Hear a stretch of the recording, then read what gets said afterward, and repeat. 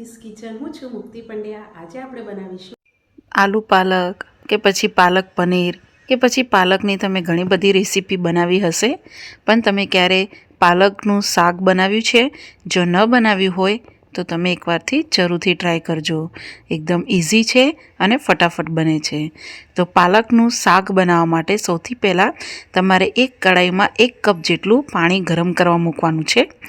પાણી તમારું હલકું ગરમ થાય એટલે એની અંદર તમારે પાલક એડ કરી દેવાની।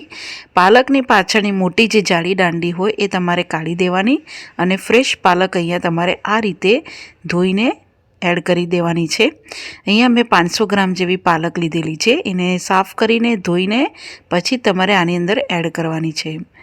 અહીંયા પાણી તમારે બહુ પાલકની અંદર એડ નથી કરવાનું, ફક્ત અડધોથી 1 કપ જેટલું જ પાણી એડ કરવાનું છે।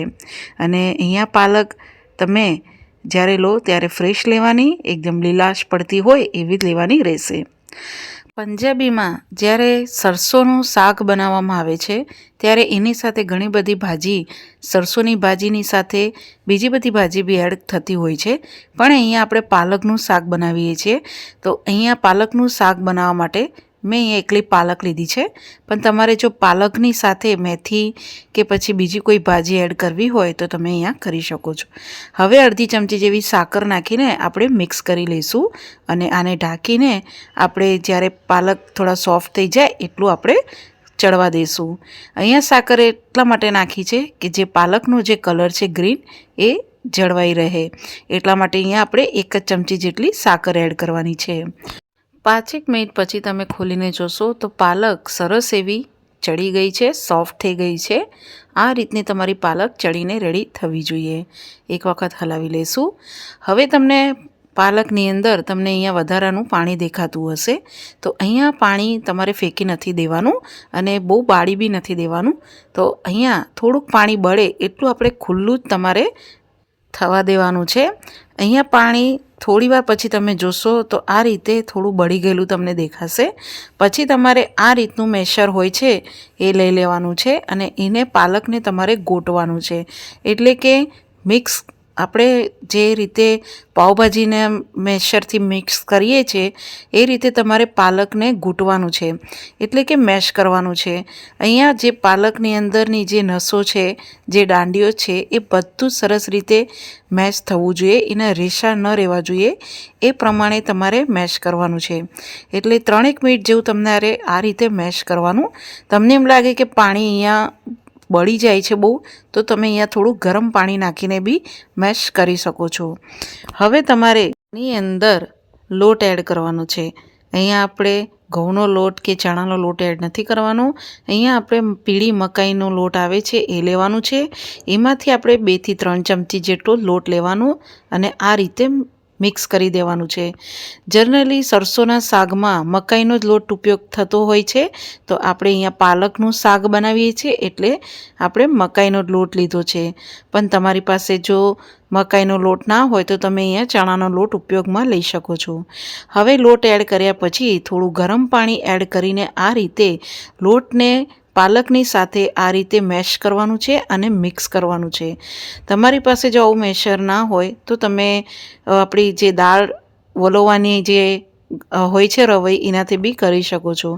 પછી આ રીતે બધું જ મકાઈનો લોટ અને પાલક બધું મેશ થઈ જાય, એક રસ જેવું થઈ જાય ત્યારે થોડું તમારે ગરમ પાણી એડ કરવાનું, 2 ચમચી જેટલું, અને આ રીતે અડધું ખુલ્લું રાખીને ચડાવવાનું છે।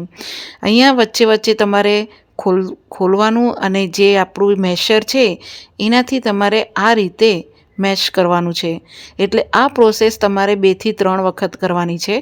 આવી રીતે તમે કરશો તો જે પાલકનું શાક છે એ સરસ એવું ચીકણું બનશે અને એકદમ જ તમારું સરસ એવું જે રીતે તમે સરસોનું શાક ખાઓ છો એ ટેસ્ટમાં બનીને રેડી થશે। ઘણા લોકો અહીંયા પાલકને મિક્સરમાં ગ્રાઇન્ડ કરીને બી એડ કરતા હોય છે, પણ અહીંયા આપણે જે સરસોનું શાકનું ટેસ્ટ છે એવો ટેસ્ટ અહીંયા લાવવા માટે આ પ્રોસેસ કરવી જરૂરી છે। પછી આવી રીતે તમે 3 થી 4 વખત એટલે કે 15 મિનિટ જેવું તમે આ પ્રોસેસ કરતા રહેશો તો એકદમ જ સરસ એવું બની જશે। હવે આને સ્લો ગેસ ઉપર આપણે થવા દઈશું અને સાઈડમાં આપણે આની માટેનો બીજો મસાલો બનાવી લઈએ. અહીંયા એક પેનમાં આપણે 2 ચમચા જેટલું તેલ લેવાનું છે. તેલ ગરમ થાય એટલે એમાં અડધી ચમચી જેવું જીરું એડ કરીશું. જીરું તતડે એટલે 1 ચમચી જેવું ઝીણું સમારેલું લસણ, ઝીણું સમારેલું આદું અને ઝીણું સમારેલું લીલા મરચાં એડ કરીને લસણ અને મરચાંમાંથી કાચો સ્વાદ નીકળી જાય એટલું આપણે કૂક કરી લઈશું. પછી ઝીણા સમારેલા આપણે અહીંયા કાંદા એડ કરીશું 1 વાટકી જેવા. એને બી અહીંયા આપણે ગુલાબી રંગના થાય એટલા તમારે અહીંયા કૂક કરવાના છે. તો અહીંયા કાંદા આપણે સરસ એવા ગુલાબી રંગના થઈ ગયા છે. પછી આની અંદર અડધી વાટકી જેવા ઝીણા સમારેલા ટમેટાં એડ કરી દઈશું અને અહીંયા ટમેટાં સોફ્ટ થાય એટલું તમારે અહીંયા ચડાવવાનું છે. અહીંયા મિક્સ થઈ જાય પછી આની અંદર આપણે 1 થી 2 ચમચી જેટલું લાલ મરચું પાવડર એડ કરીશું. તમને અહીંયા જેટલું શાક તીખું કરવું હોય એ પ્રમાણે મરચું એડ કરવાનું. 1 થી 2 ચમચી જેવું ધાણા જીરું, સ્વાદ પ્રમાણે મીઠું અને અડધી ચમચી જેવી હિંગ એડ કરીને આપણે હવે મસાલાને તેલ સાથે મિક્સ કરી દઈશું. હવે મસાલા અહીંયા તેલમાં સરસ રીતે ચડી જાય અને તેલ છૂટું પડે એટલું તમારે અહીંયા કૂક કરવાનું છે. એટલે મીડિયમ ગેસની ફ્લેમ ઉપર અહીંયા તમારે હલાવતા રહેવાનું અને મસાલાને ચડાવવાનું છે. તો થોડીવાર પછી તમે જોશો તો મસાલામાંથી સરસ એવું તેલ છૂટું પડી ગયું છે. ત્યારે તમારે એક વખત મિક્સ કરી દેવાનું અને પછી ગેસની ફ્લેમ બંધ કરી દેવાની અને આ બધા જ મસાલાને જે આપણે સ્લો ગેસ ઉપર પાલકનું શાકને ચડવા મૂક્યું છે એની અંદર તમારે ધીરેથી એડ કરી દેવાનું છે. તમે જોઈ શકો છો કે આ રીતે બધું જ મસાલો જે છે આપણે બધો એડ કરી દેવાનું, એક વખત મિક્સ કરી દેવાનું રહેશે. અહીંયા એક વખત મિક્સ થઈ જાય પછી હજુ આગળની પ્રોસેસ બાકી છે. તો ફરીથી આપણે આવું મેશર લઈ લેવાનું અને જે કાંદા અને ટમેટાનો મસાલો એડ કર્યો છે એને બી પાલકની સાથે આ રીતે તમારે ગોટવાનું છે.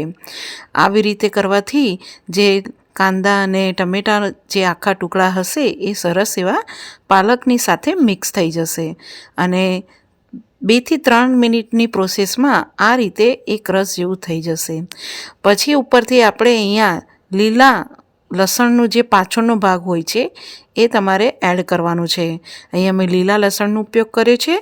તમારી પાસે જો ન હોય તો તમે સ્કીપ કરી શકો છો અને તમે અહીંયા લીલા લસણના પાનની જગ્યાએ તમે અહીંયા કોથમીરનો બી ઉપયોગ કરી શકો છો.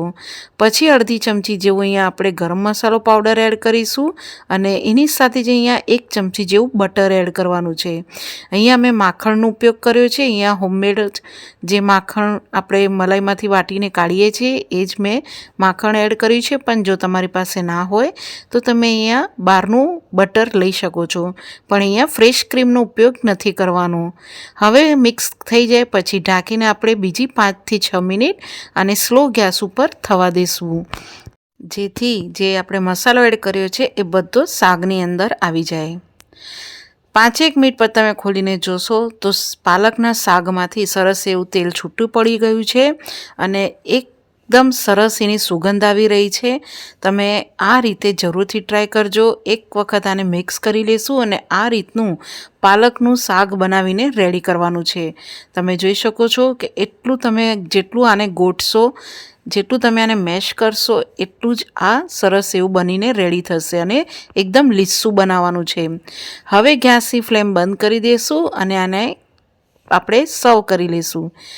તો અહીંયા મેં બધું જ પાલકનું શાક એક બાઉલમાં કાઢી લીધેલું છે અને આ એટલું ટેસ્ટી બને છે. તમે પાલક પનીર કે પછી આલુ પાલક મટર તમે બનાવીને ખાધું હશે, પણ ક્યારે પાલકનું શાક તમે સરસોના શાકની જેમ બનાવીને ખાશો તો એકદમ જ ટેસ્ટમાં અને અલગ જ સ્વાદમાં બને છે. તમે આની સાથે પરોઠા, રોટલી, ભાત કે પછી મકાઈનો રોટલો બી બહુ સરસ લાગે છે. તમે આ રીતે પાલકનું શાક જરૂરથી બનાવજો. કંઈક અલગ પાલકનું ખાવાનું તમને મન થાય તો આ રેસીપી તમે જરૂરથી ટ્રાય કરજો અને બનાવ્યા પછી તમે કેવી લાગે છે મને કોમેન્ટ્સ બોક્સમાં જણાવજો.